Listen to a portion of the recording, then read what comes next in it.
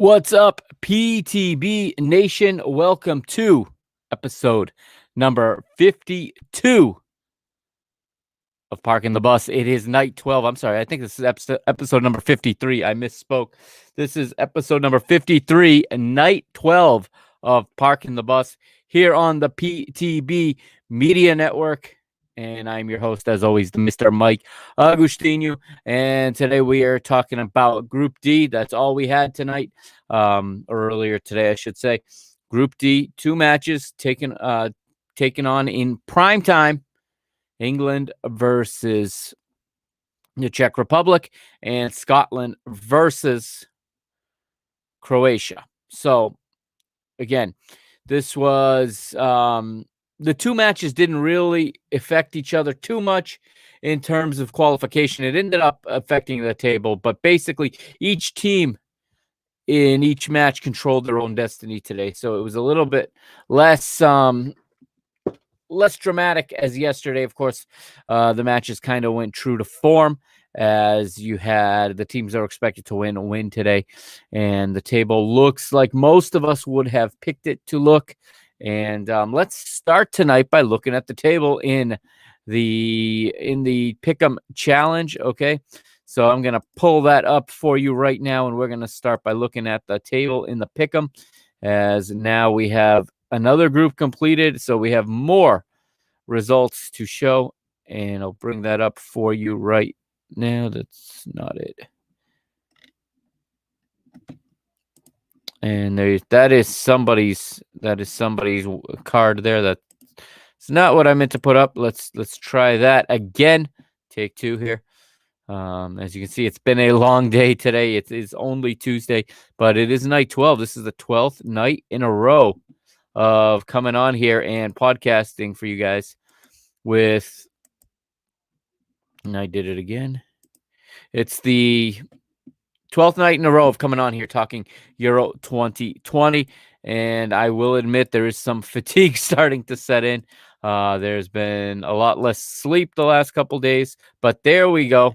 Here is the table, and there you see our buddy JMP, James Allen Arnold, is top of the table along with at Remo Cray, and they both have 14 points right now. And if I'm not mistaken, that is our friend Fades there, tied with JMP. So it looks like they're both in a good spot there, near the top of the table with 14 points. DMAC and my friend Mario up in Toronto are tied for third, along with Alexi Taran and Unum 1904.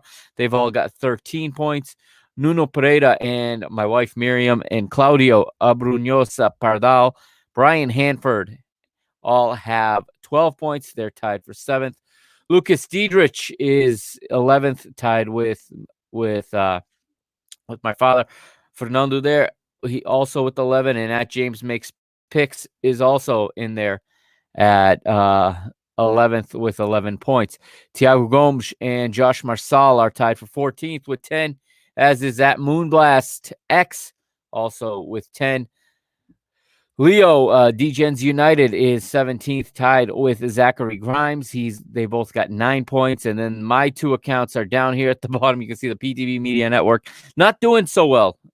I guess predicting isn't really my thing. I was so confident too in the picks I had, but the PTB Media Network account has 8 points, 19th place, fighting to stay out of the relegation zone. Matthew Cadet has 7 points in 20th. Mr. Benfica, my other set of picks, is in 21st and definitely in the relegation zone. And I'm only ahead of my 5-year-old son. And let's just for fun look at his card. He's got Wales playing Austria in the final, so I suppose both of his finalists are still there. But Scotland and Turkey, his other two semifinalists, are no longer in the competition. But yeah, he wanted to pick different teams, so that's what he went with. So basically, you lose to him, you get kicked out of the league. That's just going to be a rule. You don't just get relegated. You get relegated back to the amateur levels. You go down 2 or 3 levels if you lose to my 5-year-old son. But again, England today took care of business, but unconvincingly, in my opinion. Fade My Plays won't be able to be here tonight, but he did send a message and a public service announcement. He requested that I tell everybody that England is trash, Croatia's okay, and Scotland is terrible. So, well, he sent me that in a message, and I guess we can talk about England first. I had both games on. Okay, well, during my work day, I had 2 screens. I had half of the screen on one, half on the other, and I had one earbud in with the Scotland commentary. I had Derek Ray and Efan Okoku calling it for ESPN, and that was the game that I think was more interesting because they were both playing. They could have both been eliminated. They could have, one of them been eliminated. Either of them with a win would have advanced. So I was a little more interested in the result of that match. And as you heard yesterday, we talked about staying away from England because you never know what they're going to do. And again, we'll get to England in a. Let's start with England. Actually, I'm going to bring it up here on my phone, and I'm going to bring up the lineups. England was had some lineup changes, not a whole lot, but they had some. And looking at it here, not who you've heard me advocating for, who you've heard me campaigning to get into the starting 11. That didn't happen. There was no Jadon Sancho in the 11 again. He got about 10 minutes of run time towards the end of the match, but for the most part, we did not see Jadon Sancho again today, which is a little bit frustrating and makes you wonder. Casey Keller said after the match on ESPN, he thinks maybe that Jadon Sancho just hasn't proven enough in the national team, doesn't have enough caps or whatever. I disagree. I think it has to do with where he plays his club football. I hate to say it, but I think there is an elitism within Gareth Southgate and his staff towards Premier League players. Jadon Sancho played in the Champions League. Okay? I mean, he played in the Bundesliga. This is not a guy who's playing in a lower, in a mid-tier league in Central Europe. He's not playing in the championship, for crying out loud. He's playing in the Bundesliga.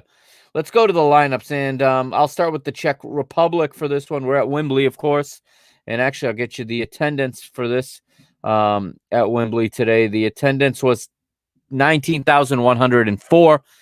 Word is there'll be 45,000 in the house for the round of 16 match. Of course, they've got a tough round of 16 match now that they've won the group. They're going to play the second place team out of Group F, so they're going to play either Germany, France, or Portugal. Most likely, it's going to be Germany, I think. Or it could be France. If Portugal get a result against France tomorrow, France will come in second, which I don't think they're going to mind. Germany, I expect to beat Hungary. They'll win the group. And Portugal coming in third and advancing that way. I think that's the most probable of result. I do think that Portugal, they have something to prove now and can get a result here against a France team that is already through. Yes, they want to win the group, but just maybe they want to play England. Who knows? Because the road isn't so bad after that. And it looks like again, it's probably going to be either France or it's going to be Germany. Either way, it's not good news for England. Either way, I don't think they want to play either team, to be honest. They can say they can say whatever they say, but I don't believe that they're going to want to play either of these teams deep down. But the referee today was the Portuguese referee Artur Soares Dias, a guy I cannot stand. And it's no surprise that the Czech Republic lost today because they were wearing red, and Soares Dias was the referee. And those that follow Mr. Benfica know what I mean by that. His name comes up more often than any other referee in that podcast. The starting 11 for the Czech Republic now. In goal, we have Thomas Vaclik. 4 across the back. It's a 4-2-3-1. Very common formation. A lot of teams are playing this system of play in this tournament, as well as in the Copa America as well. Thomas Vaclik, like we said, is the goalkeeper. 4 across the back. The right back is Vladimir Kufal. Ondrej Selutska and Thomas Kallas, the center back, pairing with Jan Boril as the left back. The double pivot in midfield, Thomas Souček of West Ham United. He's in the start, and he is one of their better players and well known by this England team because he plays in the Premier League, of course. Thomas Holes is his partner in the double pivot. The three attacking midfielders, anchored by the center attacking midfielder, or the cam, as the kids call him these days, as the young FIFA nation, or the FIFA generation, I should say, calls them. Vladimir Darida, to his left, Jakub Janko, and to his right, Lucas Mausapust. And they're playing behind the striker from Bayer Leverkusen, Patrick Schick. For England now, so a few changes, but as we know, Ben Chilwell and Mason Mount not available. They were isolating. Again, I'm with Gareth Southgate on this. I don't understand how they're the only two that came in quote unquote close contact with Billy Gilmour of Scotland. I mean, Billy Gilmour played 70 or 80 minutes in the match. He tackled players. He was face-to-face with players. The referee came to close contact with them. It's like, I get the rules, and I know that every country has its own rules, and this is a protocol in the UK, but it's not like COVID goes away inside the four lines of the field. The players play the game assuming that risk. So whether they're shoulder to shoulder on the pitch or in the tunnel walking to the locker room, it's a bit ridiculous to then isolate players who are asymptomatic for rubbing shoulders in the tunnel, but not on the pitch. I mean, there's no science behind that. I'm sorry. There is absolutely no science behind that. That is totally pleasing governments and pleasing health officials. And to be honest, it's cowering to them, because that makes no logical sense. Anybody with any bit of critical thinking ability says, wait a minute. If that transmits this virus in the tunnel, then all 22 players on the pitch probably bumped shoulders with Billy Gilmour while he's sweating, mind you, bodily fluids in the match. So I'm with Gareth Southgate on this. This makes no sense. I mean, he's conforming, obviously. He's going along with the rules. He's playing nice because that's kind of the world we live in right now. That's the conditions we have to play by. But again, this makes absolutely no sense. And then in the same tournament in another country, we have 67,000 people in the stands. And I'm glad we have that. There should be that in more places. All right. Going to get back to the football before I turn away everybody that disagrees with my views on this. Feel free to disagree. I will always defend your right to disagree with me. Okay. I know when I take an opinion and I take a stance that I now have the responsibility I cannot silence those who disagree with me. Your right to speech is my right to speech. So I don't care how offensive you are towards me. I defend your right to say that. I defend your right to speak your mind. Okay, because if I can speak my mind, you can speak yours, and I will always defend your right to do that, regardless of whether or not I agree with your message. That's just one of my core values. But back to football. Okay, so as we know, Mason Mount, Ben Chilwell not in the team. That brings, interestingly enough, Jordy Pickford is the goalkeeper, of course. 4-2-3-1, same formation. Kyle Walker returns at right back. I thought maybe we'd get to see Kieran Trippier. Nope. Again, a guy that doesn't play in the Premier League. He's only, best 11 in La Liga. How could he possibly get on this team, right? How could he possibly get on this team? When he plays at left back, you say he's not a left back. But then you got Kyle Walker as your right back. Come on. Get real for a minute. Anyway, John Stones partners with Harry Maguire, who returns to the lineup. It's his first football in about 2 months, starting for England today. Luke Shaw returns at left back over previously aforementioned Kieran Trippier, who also played left back in the first match and actually played quite well. Again, it makes no sense. A lot of what Gareth Southgate does here makes very little sense. I don't think he knows what he's doing yet. I think he's still experimenting through the entire group stage. Well, guess what? You got a real big match coming up on Saturday, Sunday, whenever, and you better be ready. You better be ready, Gareth Southgate, because this ain't going to be, you're not playing the minnows anymore. You're not playing the middle of the road teams anymore, the teams that are just happy to be there. You're playing against, no matter what, you're playing a contender in the next round. Double pivot in midfield, Declan Rice partnering with Calvin Phillips. 3 attacking mids in front of him. Jack Grealish gets the start in the number 10 position today with Raheem Sterling to his left. And Bukayo Saka gets the start over Jadon Sancho to his right. So again, Jadon Sancho cannot get on this team. And, you know, Bukayo Saka is even less experienced than him at the international level, to go on Casey Keller's theory. And I mean, he's young too. He's 19, but he plays for Arsenal. He didn't play in the Champions League. He didn't play in the Champions League this year. Who's more tested at this level? A guy that plays for Arsenal or a guy that plays for Borussia Dortmund? Come on. Harry Kane is the striker once again in front of them. So, Raheem Sterling nearly scores early on. He hits the post. He makes a nice little run. It was a better, at least in maybe the first half hour or so, a better performance from Raheem Sterling today. But again, I don't see that explosion out of him. Maybe here and there, but he's not the player he was. I think there's a real big fatigue in him. And I think when he's up against serious defenders, you know, i.e. anyone in France's backline, or even the Germans, because they defend as a unit. We can call them slow all you want, but they defend as a unit. And what Germany did to Portugal, they can do to anybody. If you're going to play with a double pivot, two holding midfielders, they can bypass those and they can call that play every single time. They can hit Gosling every single time. They showed that.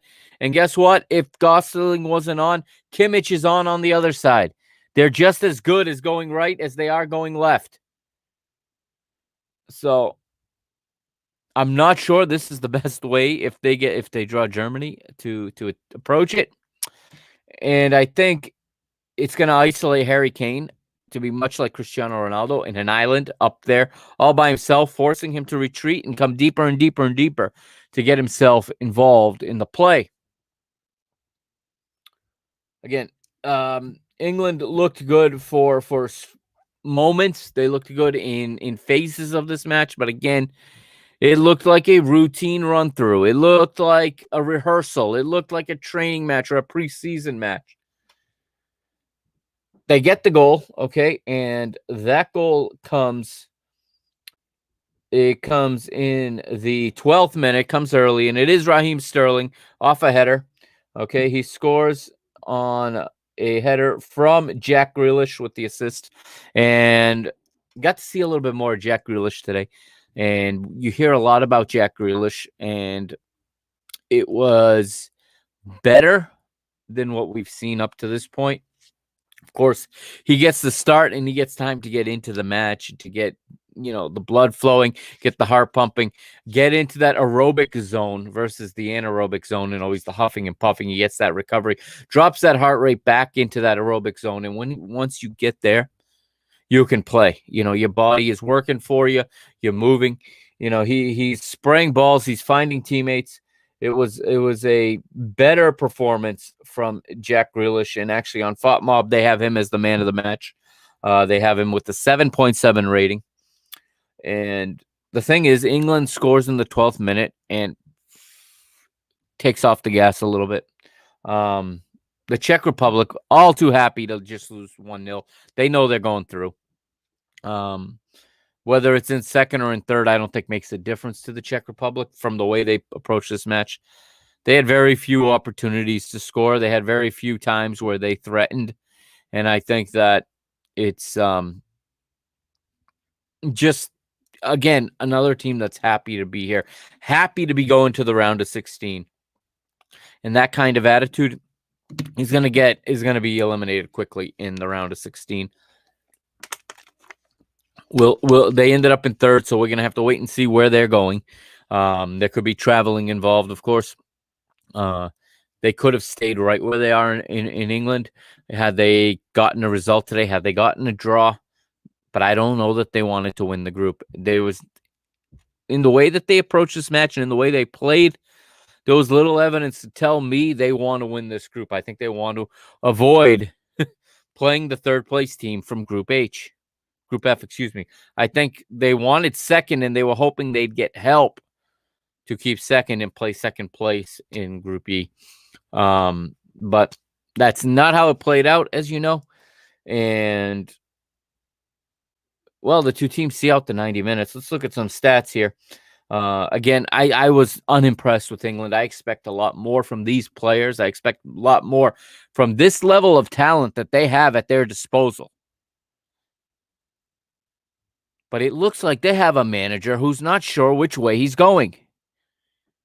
It looks like he is not sure what kind of team he has. He doesn't know what his identity as a team is. You have a strong, athletic, fast English team, and he's trying to play Spanish. He's trying to play short passes. It started well, and then as soon as they got the lead, it's slow, prodding, build up, boom, boom, very slow, very methodical. That's not going to work at the next round. You can't just turn it on when the opponent is finally someone you respect. Now, I know that the performance analysts in his staff have done a lot of homework on the teams that have won the last three tournaments. And that, of course, is the 2018 World Cup, France, the 2016 Euro, Portugal, and the 2014 World Cup, Germany. Okay. They have analyzed this data. I heard this on TalkSport this morning, early in the morning. They have analyzed the data of those teams, and they have seen that the key players play fewer minutes than they realized. And it looks like he's managing minutes in the group stage, which is fine. But they're getting away from their football. They're playing a style that's slow, and I think it's because he's trying to conserve energy. But they're also playing a style that's giving them bad habits. That's not who they are. They are not Spain. They are not Italy. Okay, that's not who they are. That's not where their strengths lie. They're a lot more like Germany than they are like Italy or Spain. If I'm Gareth Southgate, I'm looking at the German approach, and I'm trying to see how can I copy it. Okay, I can get my wingbacks forward, and I can overload the opponents. If the opponent sits back, I overload with my wingbacks. I've still got my double pivot in midfield, which have some decent pace there. I've got Rice and I've got Phillips that can provide cover. I've got pace in Kyle Walker and in Luke Shaw in this case that can get back. Okay. I've got John Stones and Harry Maguire who don't need the same type of extra help that maybe a Pepe needs for Portugal, for example. Just looking at the way other teams have stayed true to themselves, I think. And I think England right now are not being true to themselves. They're not being English, in my opinion, in my humble opinion. I could be wrong. You can disagree with me. That's totally fine. But this is what, as a neutral, as an outsider, looking on, this is the observation I'm making. Now, you can say this is for the better. This is a change for the better. All the power to you, if that's what they're going for. But I don't see how they're going to beat a Germany, beat a France, beat a Belgium like this.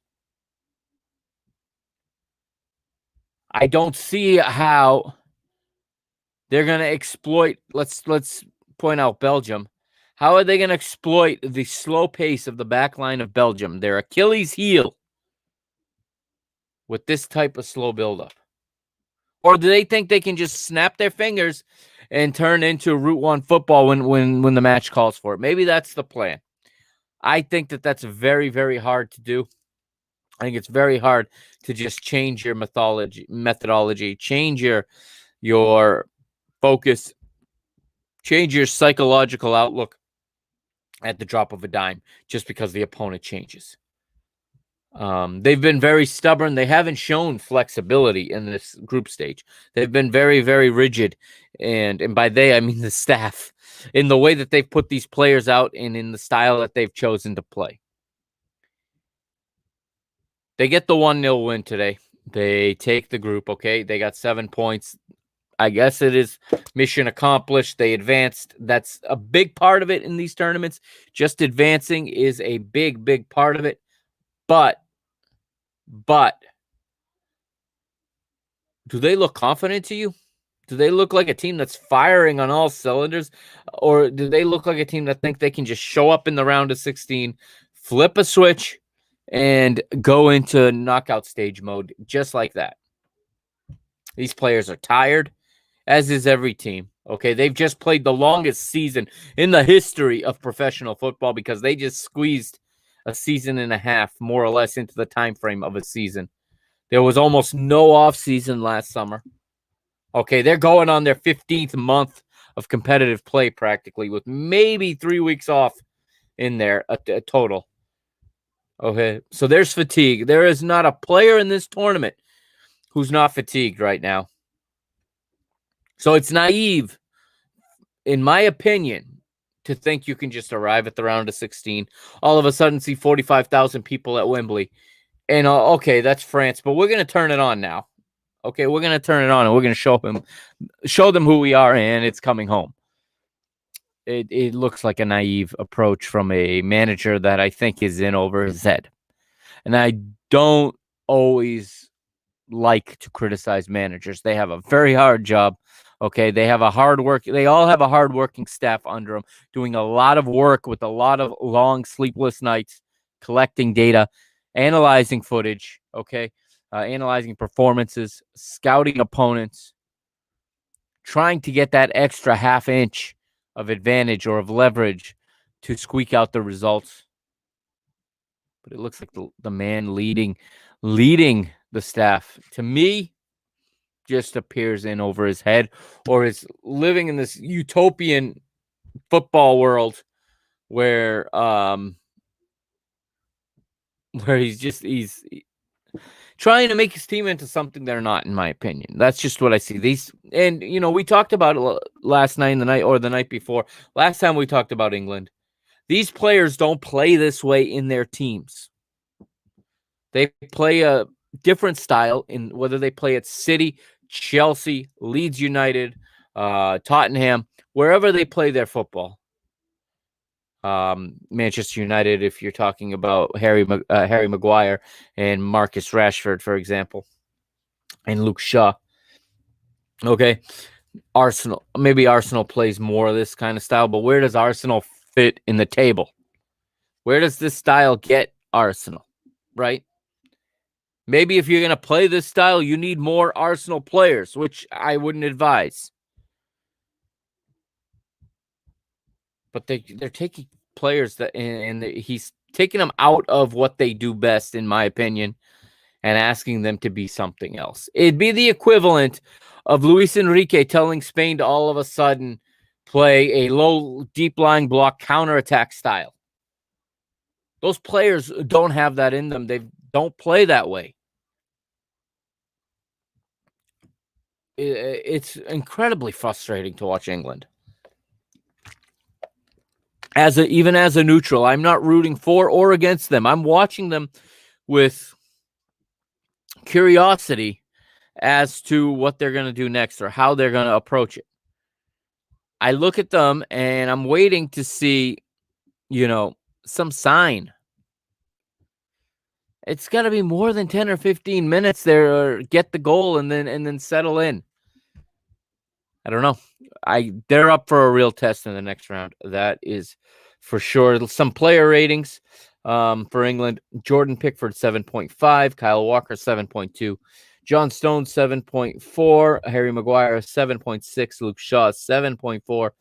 Calvin Phillips, 7.1. Declan Rice, 6.6. Bukayo Saka, 7.4. Jack Grealish, as we said, top rating, 7.7. Raheem Sterling, 7.3. And Harry Maguire, 7.2. Overall, very favorable ratings. But, of course, they connected a lot of passes. They possessed. They didn't make a lot of mistakes. So the ratings are going to be skewed that way. For the Czech Republic, Thomas Vasilik, 6.1. Kufal, 7.2. Salutska, 6.5. Kalas, 6.2. Boril, 6.7. Tommy Holes, 7.1. Thomas Suchek, 7.1. Lucas Masopust, 6.6. Vladimir Darida, 6.3. Jakub Janko, 6.1. And Patrick Schick, 6.4. So not bad ratings for the Czech Republic either. Looking at a couple of key stats. Again, the English had more of the possession, 56% to 44. Both teams had about the same amount of chances created. England combined 120 more passes than the Czech Republic, thus the higher ratings. 84% pass efficiency. Each team committed 10 fouls. And in the end, it's England going home with the 1-0 victory. Group stage done for them. Let's go to Hampden Park then and look at Croatia versus Scotland. This is the battle to see who's going home and who's advancing. In the other match, they kind of already knew who was going home and who was advancing. In this one, a little less clear cut. Of course, Scotland, the lovable disaster, if you want to call them, the glorious defeat, which is so much in their history, looking for the first time in their national team history to get out of the group stage of a major tournament. Unfortunately, it wasn't meant to be. Here is Scotland's 11. 3-5-2 is their formation of choice for their manager, Steve Clark. David Marshall's the goalkeeper. The three in the back, Scott McTominay, Grant Hanley, and Kieran Tierney. 5 across the midfield. Stephen O'Donnell and Andrew Robertson, of course, are the wingbacks. Callum McGregor, John McGinn, and Stuart Armstrong in the middle of the park, playing behind Lyndon Dykes and Shea Adams. For Croatia, some changes were made in this lineup. Dominik Livakovic is back in goal. 4-2-3-1 for them. Again, this is the most popular system of play, the most popular formation in this tournament. Joseph Juranovic is the right back. Dejan Lovren and Demagog Vida are the center back pairing with Josko Gvardiol at left back. They double pivot in midfield today. Kovacic and Brozovic. They've moved Luka Modric up. He's the captain, of course, playing in his number 10 role, in his natural role as a number 10.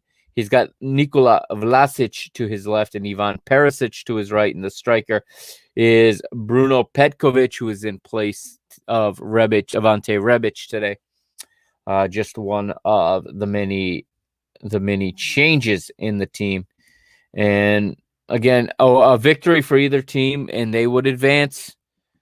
And Croatia have not been good. I wouldn't even say they've been good thus far. They were pretty good today. It looks like they're, as an older team, they are taking a slower start.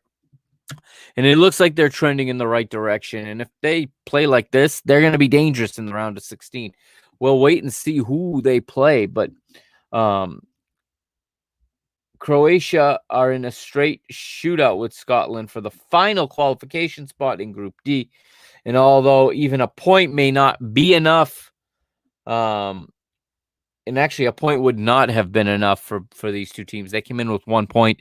A draw, they would have each left with 2 points and would have been eliminated. The two sides would have to play for the win. A win for Croatia would send them through, and they could still overhaul the Czech Republic for second place in the group. Zlatko Dalic, the manager, his men have been underwhelming to date, losing against England, drawing against the Czechs. An improvement is required if they are to be seen through. Scotland's preparations, as we talked about last night, rocked by the positive COVID-19 test to Billy Gilmore, asymptomatic but positive nonetheless. The Chelsea midfielder ruled out of this contest, and fortunately, though, he is okay, and no other member of the team has contracted the virus or has been forced to isolate. Again, I've talked about that. Somehow, ironically, it's his opponents that were the only ones who came in close enough contact to him. I don't know what bus he sits on. He must sit by himself. What plane he flies on where no one sits next to him. He must have a room to himself in the hotel. It's I don't know. He must sit alone when they have their meal. It doesn't make sense. But anyway, Dalic, as we said, the manager for Croatia, made 4 changes to his side that drew against the Czech Republic last time out. Juranovic comes in the back line to replace Versalico. Kramaric, Brekalo, and Rebic all make way in the final third for Brozovic, Vlasic, and Petkovic. And the match gets a bit of a boost in the 17th minute. This is the game that I was actually listening to the audio of. And it is Vlasic rewarding the manager for his confidence and for putting him in the starting 11. Nikola Vlasic fires Croatia ahead in the 17th. Dalic's men take the lead through a close range finish from Vlasic. Perisic rises at the far back post to head the ball across the face of goal into the path of Vlasic, and he manages to take a touch under pressure before placing his low effort around McTominay and past Marshall into the bottom left corner. 1-0 to Croatia. Nice assist here for Ivan Perisic, who is getting better each match as well. Very, very experienced attacker for this side. But Lovren would go in the book in the 26th minute. Moving ahead, we get a substitution in the 33rd as Hanley picks up an injury and he goes down and he needs to be substituted. Scott McKenna comes on. Grant Hanley goes off. And McKenna immediately picks up a yellow card for a poor lunge 1 minute after entering the match. But right before halftime in the 42nd minute, Hampden Park comes alive because it is Callum McGregor who fires home the equalizer. And McGregor blasts home an equalizer. 1-1 at Hampden Park. It erupts, like we said. McGregor rifles home a strike into the bottom left corner from 20 yards out. Robertson sees a cross into the box, repelled by the Croatian defense. McGregor is the first to react, and he does not hesitate in lining up the strike. He connects with a blast on his right foot, and it travels through the crowd of defenders before beating Livakovic. 1-1 into the break, and in the second half, at the break, it's all square. Group D clash between Croatia and Scotland at Hampden Park. Nikola Vasilic put Croatia ahead. Ivan Perisic's knockdown would set him up. However, Scotland responded with their first Euro goal since Euro 96. Shout out to football's coming home, the Three Lions. I played that a few days ago. However, Scotland responded, like we said, and McGregor pounced the loose ball on the edge of the area, rifled the effort into the back of the net. The game remains in the balance, but it would not be for long. 62nd minute, and it is the man, the captain, the symbol of this Croatian team, none other than Luka Modric, who scores an absolute beauty of a goal, a worldly, as Fade My Play would say. Dalisic men regain the lead through a brilliant strike from Modric. With the outside of his right boot, Croatia sustained pressure down the left before Kovacic rolls an offload into the path of the skipper. Modric lets fly, and his effort soars into the top left corner. 2-1 for Croatia. Mateo Kovacic picking up the assist. And Scotland press on, though. Scotland have the belief. There's one thing that this Scotland side does not lack. It is the belief. What they lack in their footballing ability, if you will. And don't get me wrong, these are professional international players. I'm not saying that, but where they don't necessarily measure up to the other teams in their footballing ability, they definitely make up for in their heart and determination and fight. Ryan Fraser is subbed on in the 70th to replace Stuart Armstrong, while Croatia makes a couple substitutions of their own. Andre Kramaric comes on for Bruno Petkovic, and Borna Barisic replaces Joško Gravidal. And Fraser has a good opportunity, but he squanders it by placing it over the goal. And then Kovacic turns in space in the 74th, and he drills an effort through a crowd of players, but his attempt is straight at Marshall. Another substitution, Ivanusic replaces the goal scorer, Vlasic. And the game is put on ice and settled in the 77th minute. A cross from Luka Modric finds the head of Ivan Perisic, who gets just enough of it to put it into the far post. He gives Scotland no chance on this one as he gets up, gets higher, and gets the better of Tierney on the play and puts it off the far post into the goal. 3-1 to Croatia. Ante Rebic comes on in the 81st for Perisic. Scotland try a double substitution. Kevin Nisbet and Nathan Patterson are on. Stephen O'Donnell and Shea Adams are off. But that's all they could muster up. It looks like the tank of gas is on empty, and the Fighting Scots just ran out of gas here. A lot of heart in this tournament, but when you play with all heart, it's hard to keep that up for 270 minutes for 3 matches in a week like this. And in the end, Croatia do enough. They win by 2, and they pass the Czech Republic in goal difference. So the table looks like this in Group D. England win the group on 7 points. Croatia and Czech Republic on 4.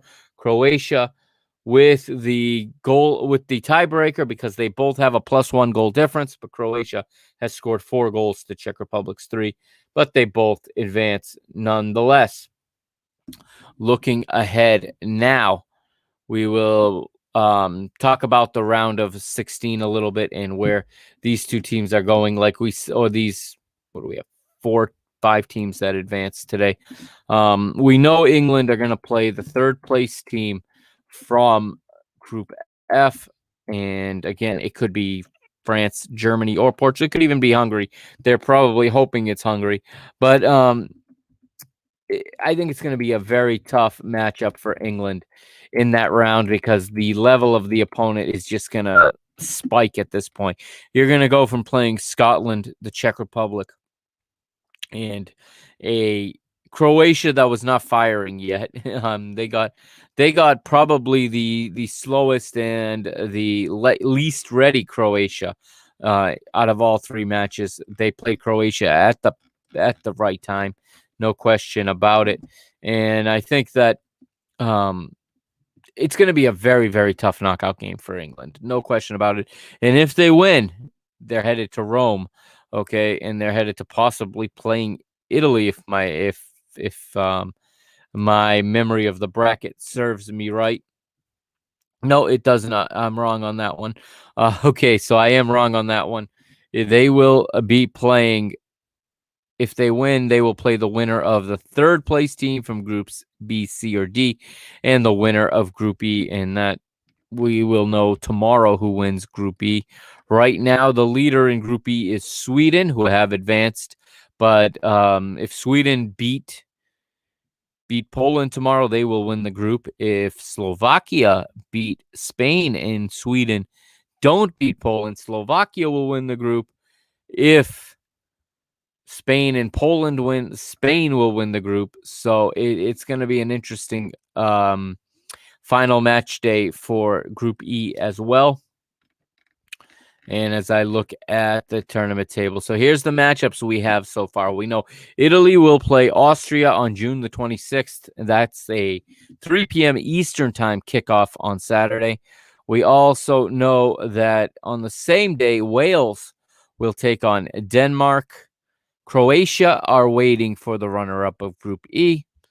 Belgium waiting for the third place team from either Groups A, E, or F. We'll know that tomorrow. While the Netherlands wait for third place from Groups D and F. And I think I misspoke. I said England was going to play the third place team from Group F. They're going to play the runner-up from Group F, which I did say earlier would likely be either France or Germany. But that is where the tournament bracket sits right now. Quickly looking at tomorrow's matches. Okay, I've talked about these before. This is teams that I talk about quite a bit. I'll start with the early one. Slovakia versus Spain. That is, I mean, at some point, Spain have to start putting the ball in the goal. I think at some point they're gonna click enough to do that. Slovakia have a tall task ahead of them, but they may come out and play for the draw, and they may be, play some stiff defense, drop a low-lying block, and keep the Spanish in all their possession in front of them. That's what Slovakia need to do, and I think that they're perfectly capable to do that. It is something that is up in the air. Of course, Spain is going to need help if they're going to win the group. They're going to need help from Poland. Sweden will probably like to win this group. Again, Spain will be playing in Seville, while Sweden will be playing in St. Petersburg. So these games happening on opposite ends of the continent, but they're kicking off early tomorrow. They're the noon kickoff time tomorrow here on the East Coast of the United States. And it will be a 6 o'clock local time in Spain, and I don't know, 9 o'clock, I think, in St. Petersburg. So it'll be very, very interesting to see how this group plays out tomorrow. Again, nobody is out yet, so each team holds their fate in their own hand. And I guess we talked about the negative of having third place teams advance. One of the positives of having third place teams advance is that you get to the final day, and most of the time, nobody's eliminated yet. Everybody still has something to play for, and they're not just waiting for help from the other game, because, again, any team that takes a victory in this group tomorrow will have 4 points and will advance as one of the top third place teams. We now know that 3 points you're going to have to advance on 3 points. You won't know for sure until after Portugal play, but they have a +1 goal difference. So if you have a negative goal difference, 3 points is, you're putting your fate in the hands of France and their willingness to score multiple goals. And I actually, when I get to that game, I think that they're going to be motivated to do that, to be honest. But again, Group E wide open. If I had to pick, well, if I was putting money on it, I'd go with Spain and Sweden to win, or I would take Spain to win and possibly a draw in the Sweden-Poland game, but I'm not doing that this tournament. So I am thinking with my heart instead, and I'm looking at a draw in Slovakia, Spain, and I'm looking at Sweden to win and win the group surprisingly. Although I feel for Robert Lewandowski, I want to see him continue to play. So we'll see how that plays out. Group F, in Munich, you have Germany versus Hungary, and in Budapest, Portugal versus Spain. I have a hard time doubting Germany. Even when they lost to France, I had all kinds of good things to say about them. I trust Germany to do their job. Yes, they had a hiccup at the World Cup 2 years ago. Yes, they should have been relegated in the Nations League, and UEFA quickly changed that and added teams so that didn't happen. They had a tough run. They lost 6-0 to Spain in qualifying. They lost to North Macedonia in World Cup qualifying. But none of that matters right now. When you're on the big stage and the lights are on and the world is watching, I trust Germany to get the job done. They are so professional and so clinical in what they do, I have a hard time believing they don't beat Hungary tomorrow and get 6 points. Okay, and then in Portugal and France, it's this is a toss up. It depends which Portugal is going to show up and which France is going to show up, to be honest. Neither of them looked good in the last match day. I am not wildly confident in Portugal to get a result. I am confident that they will keep it to a 1-goal loss, maybe even a 2-goal loss at worst. Although I really think France would love to eliminate them as sweet revenge for the 2016 final. Yes, they went on to win the World Cup after, and you'd think that was in the past, but I think that they would absolutely love to eliminate Portugal here and to get them out and to not give Portugal another chance to play them later.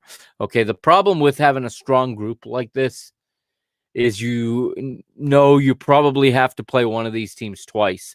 And you never want to play a team in a tournament and then give them 2 weeks to learn from the previous match and then face them again where the stakes are even higher.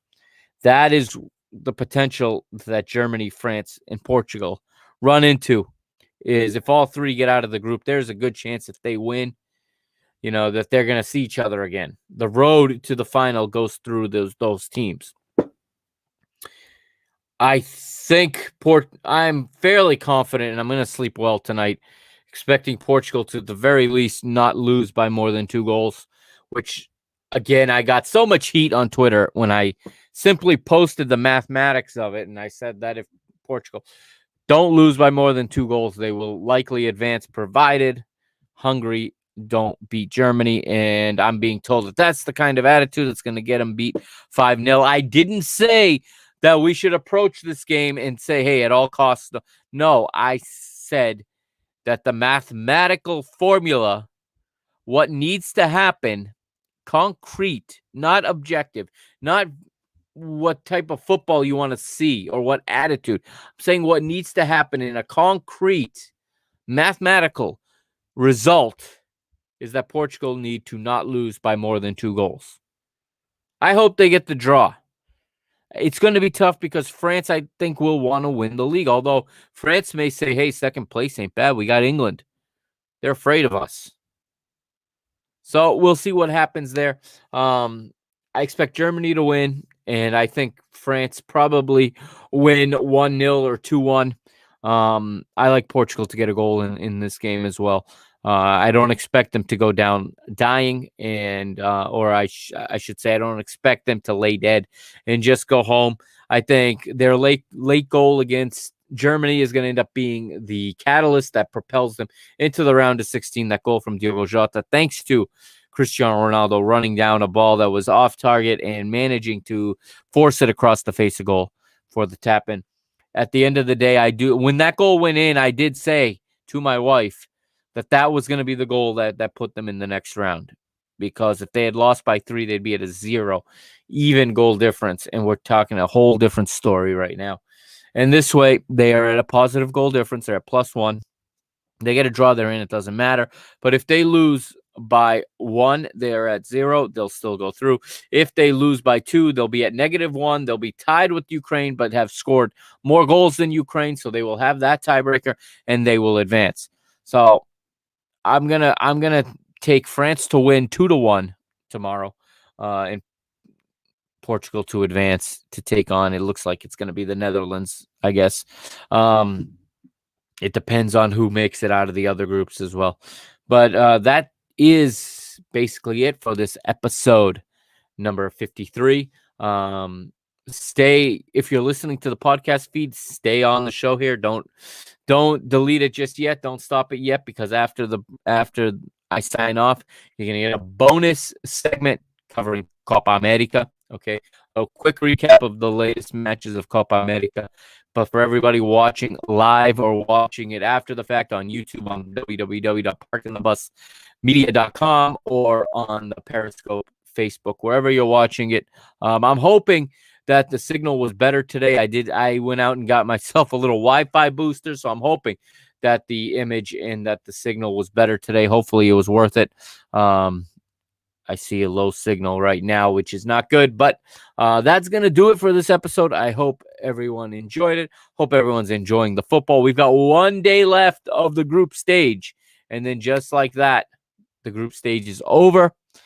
And we'll be talking knockout stage, but not before we get a few nights off, which I am going to thoroughly enjoy the rest. All right. Thank you, everybody. Don't forget to follow me at PTB_media on Instagram and on Twitter. Go ahead and hit me up with the DM with any comments, any questions, any complaints, concerns, whatever's on your mind. Feel free to hit me up. I love interacting with everybody. And I'm going to sign off to Mr. Mike Agustino saying good night, and I'll see you tomorrow.